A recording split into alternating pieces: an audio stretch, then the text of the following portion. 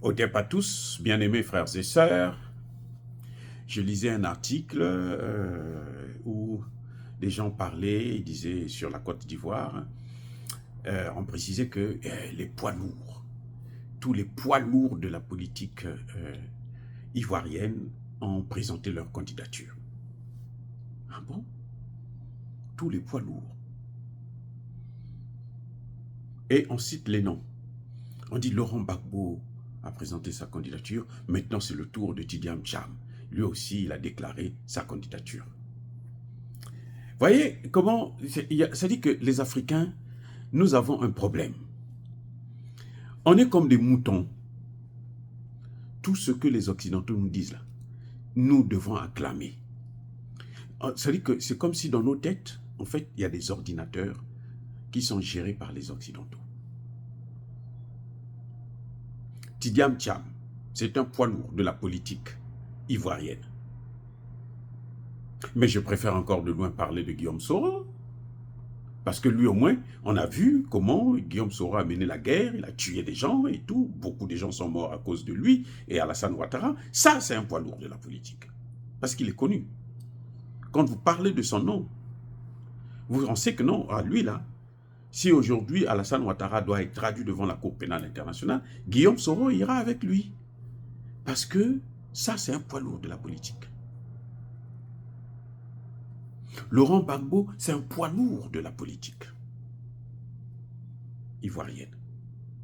Blé Goudé, même si on connaît sa collaboration aujourd'hui avec Alassane Ouattara, comment les Occidentaux l'ont manipulé, l'ont broyé, écrasé, et puis bon, presque vomi. Ça, c'est un poids lourd. Parce que quand vous dites Blé Goudé, quand vous parlez de ce nom, tout le monde sait. Mais Tidiane Cham, ce n'est pas un poids lourd de la politique ivoirienne. Non, je suis désolé. Il peut être président du PPACI parce que les Français ont décidé ainsi, parce que les Occidentaux ont décidé ainsi, parce que les mondialistes l'ont voulu, parce qu'il est certifié de Davos. Mais ce n'est pas un poids lourd de la politique ivoirienne. Non. On veut en faire un poids lourd, mais ce n'est pas un poids lourd. Ce n'est pas pour rien qu'il a présenté sa candidature, il a déclaré sa candidature après Laurent Gbagbo. Il aurait pu se présenter. Depuis, quand il avait pris le pouvoir du PPACI, il devrait se présenter tout de suite. Il devrait déclarer qu'il est candidat. Il a attendu d'abord que Laurent Gbagbo puisse se présenter. Ce n'est pas un poids lourd. Les Occidentaux veulent en faire un poids lourd. On veut l'imposer. Tidiane Cham est sorti des cuisses des médias occidentaux. Il avait été ministre. Mais ce n'était pas un ministre connu. Ce n'était pas un ministre particulier. C'était un ministre, bon, ben, et puis quoi?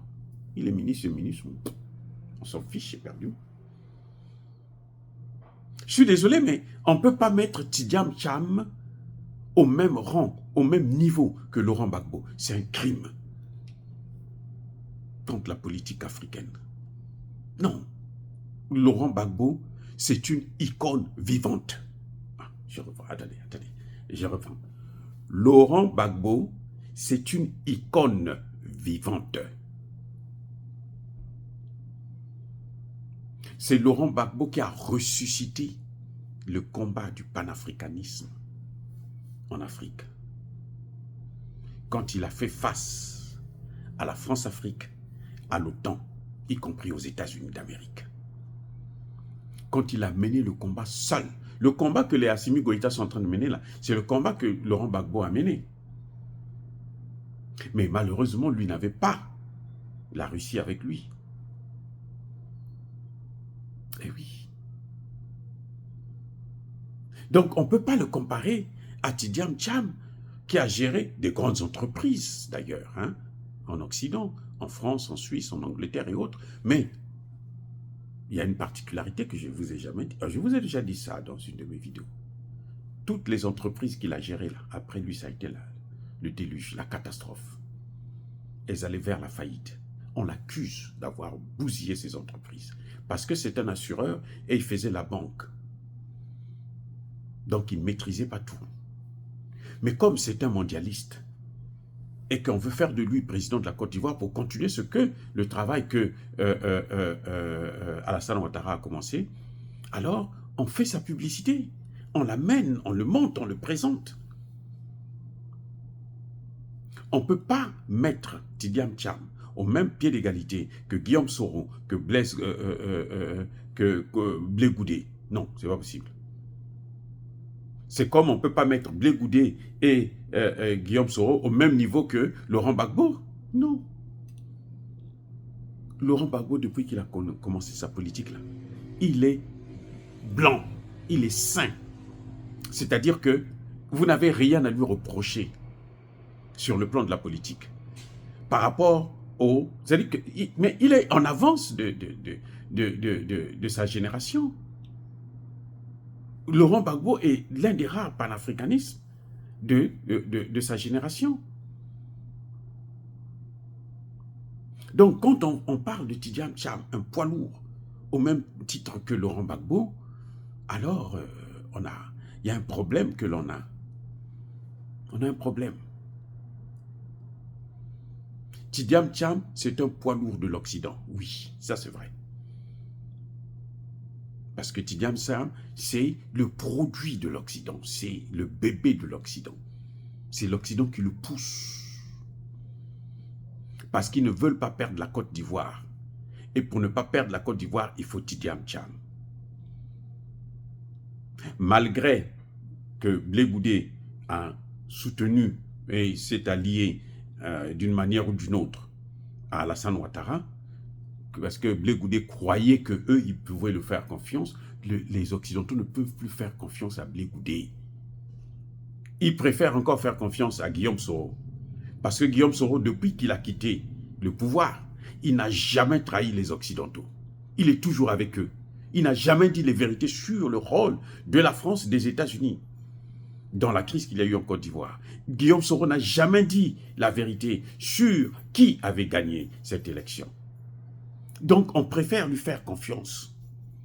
Les Occidentaux sont prêts à remettre Guillaume Soro au pouvoir, mais pas Blé Goudé. Blé Goudé, ce que Blé Goudé, et c'est là l'erreur de Blé Goudé, c'est de ne pas comprendre qu'avec la France-Afrique, on ne commet pas d'erreur. Oui, ça ne me pardonne pas. Blé Goudé a déjà affronté la France-Afrique avec son patron de l'époque, Laurent Gbagbo. C'est fini, on ne peut plus lui faire confiance. Même si aujourd'hui, il se dit, il leur donne des garanties que je vais tout faire pour vous. Jamais. Jamais de la vie. On l'a déjà vu. Il les a affrontés. Même si, dès que la guerre a commencé, il était le premier à fuir au Ghana.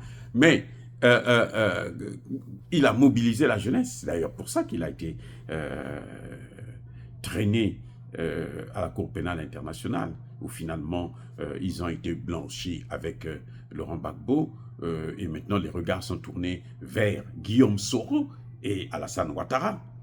J'espère que la justice se fera un de ces jours et qu'ils seront écoutés, entendus et condamnés pour les crimes qu'ils ont commis en Côte d'Ivoire. Donc dire que Tidiane Cham est un poids lourd de la politique ivoirienne, moi je pense que ça relève d'une malhonnêteté, non seulement intellectuelle, mais aussi d'une ignorance politique, mais alors poussée à l'extrême, très grave. Oui, Tidiane Cham est un poids lourd, mais un poids lourd de l'Occident. C'est pour ça que tout ce qu'il fait, ça doit apparaître dans les journaux occidentaux, dans les médias occidentaux. Parce qu'il faut les lever, il faut le pousser. Et donc, ne vous fiez pas à ça. Si c'est ça qui va, c'est à partir de ça, en fonction de ça que vous allez miser, penser la politique ivoirienne, alors vous avez tapé à côté et la Côte d'Ivoire restera toujours l'esclave des Occidentaux. Mais nous espérons que Laurent Gbagbo fera un retour sans faille et que les Ivoiriens vont comprendre les enjeux du moment. Au dire cela, c'est citer à la haine ou à la violence. Non. Yaba colère ve yamaleve. Encore une fois de plus, bien aimés frères et sœurs, je persiste et je signe. Soyez bénis, abondamment bénis par le Dieu des Kémites et par nos ancêtres angélisés. mais que tous ceux qui persécutent le continent africain, le pillent et le déstabilisent, qu'ils soient noirs, blancs, chinois, arabes, indiens, juifs ou qui qu'ils soient punis, maudits, foudroyés, neutralisés, écrasés, effacés par le Dieu des Kémites et par nos ancêtres angélisés.